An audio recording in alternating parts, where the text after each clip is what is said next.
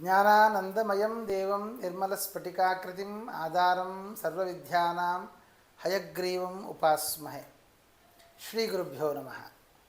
ನನ್ನ ತತ್ಸಮ್ಮತಂ ಬಂಧುಗಳಿಗೆ ನಮಸ್ಕಾರವನ್ನು ಮಾಡ್ತಾ, ಪ್ರತಿ ತಿಂಗಳಿನ ಹಾಗೆ ನವೆಂಬರ್ ತಿಂಗಳ ನಮ್ಮ ಮಾಸ ಭವಿಷ್ಯ, ಧನುರಾಶಿಯ ಮಾಸ ಭವಿಷ್ಯ ಹೇಗಿರಲಿಕ್ಕಿದೆ, ನಾವು ಪಡೆದುಕೊಳ್ಳಬೇಕಾದ, ನಾವು ಮಾಡಬೇಕಾದಂತಹ ಮುಂಜಾಗ್ರತೆಗಳು ಏನು ಮಾಡುವುದರಿಂದಾಗಿ ಬರಬಹುದಾದ ಸಮಸ್ಯೆಗಳನ್ನು ದೂರ ಮಾಡಿಕೊಳ್ಳಬಹುದು, ಈ ಇತ್ಯಾದಿಗಳ ಸಲಹೆಗಳ ಬಗ್ಗೆ ಚಿಂತನೆ ಮಾಡೋಣ.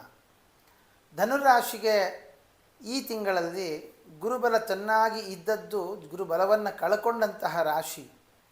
ಜೊತೆಗೆ 4ರಲ್ಲಿ ಶನಿಯ ಯೋಗ, 3ರಲ್ಲಿ ಚಂದ್ರರಾಹುವಿನ ಯೋಗ, 9ರಲ್ಲಿ ಕೇತು, 10ರಲ್ಲಿ ಶುಕ್ರ, 11, 12ರಲ್ಲಿ ರವಿ ಸಂಚಾರ, 12ರಲ್ಲಿ ಕುಜ ಬುಧರ ಯೋಗ. ಆದ್ದರಿಂದ ಧನುರಾಶಿಯವರಿಗೆ ಇದ್ದಂತಹ ಸೌಭಾಗ್ಯ ಎಲ್ಲೋ ಒಂದು ಕಡೆ ದೂರ ಆಗ್ತಾ ಇದೆಯಾ ಅಂತ ಅನಿಸುತ್ತೆ. ಆದ್ದರಿಂದ ನೀವು ಆ ಸೌಭಾಗ್ಯವನ್ನು, ಅದು ಗಂಡ ಆಗಬಹುದು, ಹೆಂಡತಿ ಆಗಬಹುದು, ಅಥವಾ ನಿಮ್ಮಿಬ್ಬರ ಮಧ್ಯೆ ಇರುವಂತಹ ಸಾಮರಸ್ಯ ಇತ್ಯಾದಿಗಳ ವಿಷಯದಲ್ಲಿ ಸ್ವಲ್ಪ ಜಾಗ್ರತೆ ವಹಿಸುವಂತಹದ್ದು ಒಳ್ಳೆಯದು. ಇಬ್ಬರ ಮಧ್ಯದಲ್ಲಿ ಬೇರೆಯವರ ಯೋಗ ಅಥವಾ ಎಲ್ಲೋ ಒಂದು ಕಡೆಯಲ್ಲಿ ಸಂಸಾರ ಏನು ಇಲ್ಲ, ಇಷ್ಟೇ ಸಂಸಾರ ಅನ್ನುವ ಬೇಸರದ ಬರೋ ಸಾಧ್ಯತೆ ಇದೆ. ಹಾಗಾಗಿ ಧನುರಾಶಿಯವರು ಅದರ ಕಡೆ ಸ್ವಲ್ಪ ಗಮನ ಹರಿಸುವಂತಹದ್ದು ಒಳ್ಳೆಯದು. ಇನ್ನು ವಿದ್ಯಾರ್ಥಿಗಳು ವಿದ್ಯಾಭ್ಯಾಸದ ವಿಷಯದಲ್ಲಿ ತುಂಬ ಕಡಿಮೆ ಆಗುವಂಥದ್ದು, ಅಥವಾ ನನಗೆ ಸಾಕು ಅಂತನ್ನುವಂತಹ ಮನಸ್ಥಿತಿ ಬರುವಂತಹದ್ದು, ಅಥವಾ ಈ ಮಧ್ಯದಲ್ಲೇ ಕಾಲೇಜ್ ಬಿಟ್ಟುಬಿಡುವಂತಹದ್ದು, ಬೇಡ ಓದೋದು ಸಾಕಪ್ಪ ಅಂತ ಅನ್ನುವಂತಹ ಸಾಧ್ಯತೆಗಳಿದೆ. ಧನುರಾಶಿಯ ವಿದ್ಯಾರ್ಥಿಗಳೇ ಎಚ್ಚರದಿಂದ ಆ ವಿದ್ಯಾಭ್ಯಾಸದ ಕಡೆ ಗಮನ ಹರಿಸುವಂತಹದ್ದು ಒಳ್ಳೆಯದು. ಇನ್ನು 2ನೇ ಮನೆಯ ಶನಿ ಚತುರ್ಥದಲ್ಲಿ ಬಂದ ಕಾರಣ ಮನೆಯಲ್ಲಿ ಒಂದಿಷ್ಟು ಕಲಹಗಳು, ಜೊತೆಗೆ ಸುಖ ಎರಡು ಮಿಶ್ರವಾಗಿ ಅನುಭವಿಸಬೇಕಾದಂತಹ ಪ್ರಸಂಗ ಬರುತ್ತೆ. ಆದ್ದರಿಂದ ದುಃಖ ಬಂದಾಗ ಅದನ್ನು ಯಾವ ರೀತಿಯಲ್ಲಿ ಪರಿಹಾರ ಮಾಡಿಕೊಳ್ಳಬೇಕು ಅನ್ನೋದ್ರ ಬಗ್ಗೆ ಗಮನ ಹರಿಸಿ, ಹಣಕಾಸಿನ ವಿಷಯದಲ್ಲಿ ಏರುಪೇರಾಗುತ್ತೆ, ಅದೇ ಮೂಲ ಅದೇ ದೈವ ಅಂತ ವಿಚಾರ ಮಾಡಬೇಡಿ. ಹಣ ಬರುತ್ತೆ ಹೋಗುತ್ತೆ, ತಲೆ ಕೆಡಿಸಿಕೊಳ್ಳೋದು ಬೇಡ. ಹಣದ ಬಗ್ಗೆ ಬಿಟ್ಟು ನಿಮ್ಮ ಜೀವನದ ಬಗ್ಗೆ ಆಲೋಚನೆ ಮಾಡಿ. 3ರಲ್ಲಿ ಚಂದ್ರರಾಹುವಿನ ಯೋಗ, ಅಷ್ಟಮಾಧಿಪತಿ ಆಗಿರೋದರಿಂದಾಗಿ ಸಹೋದರ ಸಹೋದರಿಯರ ಬಗ್ಗೆ ಆಲೋಚನೆ ಜಾಸ್ತಿ ಮಾಡುತ್ತಾ ಜೀವನವನ್ನು ಕಳ್ಕೊಳ್ಬೇಡಿ. ಅವರವರ ಜೀವನದಲ್ಲಿ ಅವರು ಸಂತೃಪ್ತಿ ಜೀವನ ನಡೆಸಿಕೊಳ್ತಾ ಇದ್ದಾರೆ, ನಿಮ್ಮ ಜೀವನದಲ್ಲಿ ನೀವು ಸಂತೃಪ್ತಿಯನ್ನು ಪಡೆದುಕೊಳ್ಳಿ. 4ರಲ್ಲಿ ಶನಿಯ ಯೋಗ ಆದ ಕಾರಣ ಆ ಭೂಮಿಯ ಕೆಲಸಕ್ಕಾಗಲಿ ಅಥವಾ ಮನೆ ಕೆಲಸಕ್ಕಾಗಲಿ ಕೈ ಹಾಕಬೇಡಿ. ಅದರಿಂದ ಒಂದು ದುಃಖವನ್ನು ಅನುಭವಿಸಬೇಕಾಗುತ್ತೆ.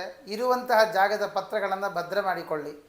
ಸಂತಾನದ ವಿಷಯದಲ್ಲಿ ಈಗಾಗಲೇ ಮುಂದುವರಿಯೋದು ಬೇಡ, ಸ್ವಲ್ಪ ಸಮಯ ತೆಗೆದುಕೊಳ್ಳಿ. ಅಥವಾ ಮಕ್ಕಳು ಆಗಿದ್ದಾರೆ ಅಂತ ಆದಾಗ ಮಕ್ಕಳ ವಿಷಯದಲ್ಲಿ ಸ್ವಲ್ಪ ಅನಾರೋಗ್ಯ ಬಂದೀತು, ಅಥವಾ ಮಕ್ಕಳು ಹೇಳಿದ ಮಾತು ಕೇಳೋದಿಲ್ಲ ಅಂತ ಹೇಳಿ ಒಂದಿಷ್ಟು ಅವರನ್ನು ಜಬರಿಸಬೇಕಾದಂತಹ ಪ್ರಸಂಗ ಬರುತ್ತೆ. ಒಂದೇಟು ಬಿದ್ದರೂ ತೊಂದರೆ ಇಲ್ಲ, ಮಕ್ಕಳನ್ನು ಸರಿಪಡಿಸಿಕೊಳ್ಳಿ. 6ನೇ ಮನೆಯ ಶುಕ್ರ ಅವನು ಕರ್ಮಸ್ಥಾನದಲ್ಲಿ ಬಂದಿರುವ ಕಾರಣ ಆರೋಗ್ಯದಲ್ಲಿ ಎಚ್ಚರ ವಹಿಸಿ, ಅದರಲ್ಲಿ ಪ್ರಧಾನವಾಗಿ ತಲೆಗೆ ಸಂಬಂಧಪಟ್ಟ ತಲೆ ತಿರುಗುವಂಥದ್ದು ಅಥವಾ ಈ ಬೇಗ ಸುಸ್ತಾಗುವಂತಹದ್ದು, ದೇಹದಲ್ಲಿರ್ತಕ್ಕಂಥ ಒಂದು ಸ್ಟ್ಯಾಮಿನಾ ಕಳ್ಕೊಳ್ಳುವ ಸಾಧ್ಯತೆ ಇದೆ. ಆದ್ದರಿಂದ ಅದಕ್ಕೆ ಬೇಕಾದ ಪದಾರ್ಥಗಳನ್ನು, ಕಾಳು ಅಥವಾ ಒಳ್ಳೆಯ ಪ್ರೋಟೀನ್ ಅಂಶಗಳನ್ನು ಹೆಚ್ಚು ತೆಗೆದುಕೊಳ್ಳಿ. ಮಾತ್ರೆಯಿಂದ ದೂರ ಇರಿ.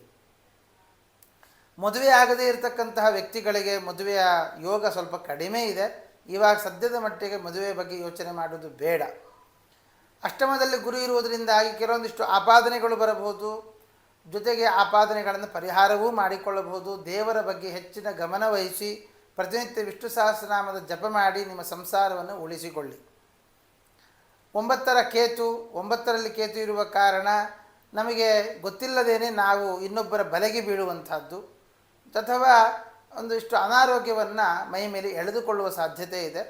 ಅಷ್ಟೇ ಅಲ್ಲದೇನೆ ಕೇತು 9ರಲ್ಲಿ ಬರುವ ಕಾರಣ ತಂದೆಯ ಆರೋಗ್ಯದಲ್ಲಿ ಏರುಪೇರಾಗುವ ಸಾಧ್ಯತೆಯೂ ಇದೆ. ಎಚ್ಚರ ವಹಿಸಿ. ಅದರಲ್ಲಿ ಪ್ರಧಾನವಾಗಿ ಹೊಟ್ಟೆಯಿಂದ ಕೆಳಗಿನ ಭಾಗಕ್ಕೆ ಸಂಬಂಧಪಟ್ಟ ಹಾಗೆ. ಇನ್ನು ಕರ್ಮಸ್ಥಾನದಲ್ಲಿ ಶುಕ್ರನ ಯೋಗ, ಕೆಲಸದ ವಿಷಯದಲ್ಲಿ ಅನುಕೂಲಗಳು ಕಂಡುಬರುತ್ತೆ, ಏನು ತೊಂದರೆ ಏನೂ ಇಲ್ಲ.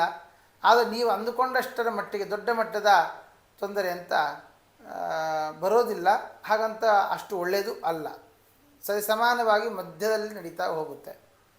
ಆದರೆ ಒಂದು ಧನುರಾಶಿಯವರು ವಯಸ್ಸಾದಂಥವ್ರು, ಅಂದರೆ 60ರ ಮೇಲ್ಪಟ್ಟ ವ್ಯಕ್ತಿಗಳಿಗೆ ಗಮನಿಸುವುದು ಅಂತ ಆದರೆ, ಎಲ್ಲೋ ಒಂದು ಕಡೆಯಲ್ಲಿ ಗ್ಯಾಸ್ಟ್ರಿಕ್ ಜಾಸ್ತಿ ಆಗಿ ಹೃದಯದ, ಅಂದರೆ ಎದೆ ನೋವು, ಎದೆ ಉರಿ ಬರುವಂಥದ್ದು ಇತ್ಯಾದಿಗಳು ಕಂಡು ಬರಬಹುದು. ಅದು ಗ್ಯಾಸ್ಟ್ರಿಕ್ ಆಗಬಹುದು ಅಥವಾ ಹೃದಯಕ್ಕೆ ಸಂಬಂಧಪಟ್ಟ ತೊಂದರೆಯೂ ಆಗಬಹುದು.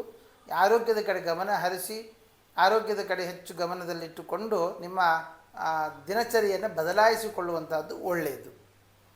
11ರಲ್ಲಿ ರವಿ ಅವನು ನವಮಾಧಿಪತಿ ಆಗಿರೋದ್ರಿಂದಾಗಿ ಅವನು ನೀಚದಲ್ಲಿರುವ ಕಾರಣ ತಂದೆಯಿಂದಾಗಿ ಬರಬಹುದಾದ ಸಂಪತ್ತುಗಳು ಸ್ಟ್ರಕ್ ಆಗುವಂಥದ್ದು ಅಥವಾ ತಂದೆಯ ಜೊತೆಗೆ ಒಂದಿಷ್ಟು ವಾಗ್ವಾದಗಳು ನಡೆಯುವಂಥದ್ದು, ತಂದೆ ಮತ್ತು ಮಕ್ಕಳ ವಿಷಯದಲ್ಲಿ ವೈಮನಸ್ಸುಗಳು ಬರುವ ಸಾಧ್ಯತೆ ಇದೆ. 15ರ ನಂತರ ಅದು ಸರಿ ಹೋಗುತ್ತೆ, ಅದನ್ನು ಹೆಚ್ಚು ಮುಂದುವರಿಸುವುದು ಬೇಡ. 12ರಲ್ಲಿ ಕುಜ ಬುಧರ ಯೋಗ, ಬುಧ ಸಪ್ತಮಾಧಿಪತಿ ಕರ್ಮಾಧಿಪತಿ ಆಗಿರೋದ್ರಿಂದ ಕೆಲಸದಲ್ಲಿ ಜಾಗ್ರತೆ ವಹಿಸಿ ಕೆಲಸ ಬಿಡಬೇಕಾದಂತಹ ಪ್ರಸಂಗಗಳು ಅಥವಾ ನೀವೇ ಹೋದರೆ ಹೋಯ್ತು ಬೇರೆ ಕೆಲಸ ಹುಡುಕೋತೇನೆ ಅನ್ನುವಂಥ ಧೀಮಂತದಿಂದ ಕೆಲಸ ಬಿಡಬೇಕು ಅನ್ನುವ ಆಸೆ ಬರುತ್ತೆ. ಆದರೆ ಕೆಲಸ ಬಿಡದೆ ಅದೇ ಕೆಲಸದಲ್ಲಿ ಮುಂದುವರಿಯೋದು ಒಳ್ಳೆಯದು, ಬಿಟ್ಟರೆ ಸಿಗೋದು ಕಷ್ಟ ಇದೆ. ಹಾಗಾಗಿ ಧನುರಾಶಿಯವರು ವಿಶೇಷವಾಗಿ ಕೆಲವು ಸಮಸ್ಯೆಗಳನ್ನು ಎದುರು ಹಾಕಿಕೊಳ್ತೀರಿ. ಎದುರು ಹಾಕಿಕೊಳ್ಳುವಾಗ ಎದುರಿಸುವ ಶಕ್ತಿ ಇದೆಯಾ ಅಂತ ಒಮ್ಮೆ ಗಮನಿಸಿಕೊಂಡು ಮುಂದುವರಿಯುವಂಥದ್ದು ಒಳ್ಳೆಯದು. ನಾನು ಹಿಂದೆ ತಿಳಿಸಿದ ಪರಿಹಾರಗಳನ್ನು ಮಾಡಿಕೊಳ್ಳಿ. ದೇವರ ಅನುಗ್ರಹದಿಂದ ಎಲ್ಲ ಕಷ್ಟಗಳಿಂದ ನೀವು ಪಾರಾಗಬೇಕು ಅಂತ ಪ್ರಾರ್ಥನೆ ಮಾಡ್ತೇನೆ. ಶ್ರೀಕೃಷ್ಣಾರ್ಪಣಮಸ್ತು.